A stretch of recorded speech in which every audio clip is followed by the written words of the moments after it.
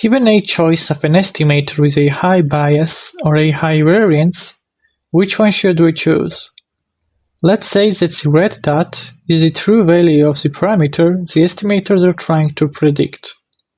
The blue dots represent the predictions made by an estimator with a high bias. The dots are close together but far from the target.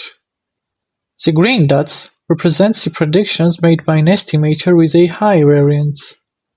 While the mean of the predictions is close to the true value, it is unlikely to predict it. One way to make a decision is to perform a cross-validation and see which estimator does a better job. Alternatively, it is possible to compare the mean squared error of the estimators.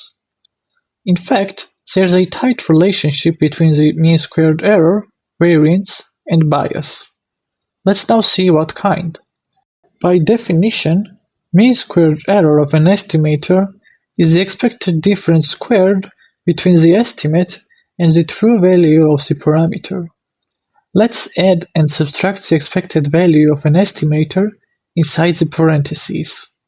The sum of that is 0, so we haven't really changed anything. Addition are associative operations, so we can enclose the left and the right side inside the parentheses and treat them as separate terms. We can now expand the square. Next, we will apply the linearity of expectation. First, we rewrite the expectation of the leftmost term. Looking at the middle term, there is only one random variable, so we will treat everything else as a constant and apply expectation to that random variable. The rightmost term does not have a random variable, so we will just rewrite it. Let's now look at what we have obtained. The leftmost term is the definition of the variance. The middle term will evaluate to 0. Inside the square of the rightmost term, we have the definition of the bias.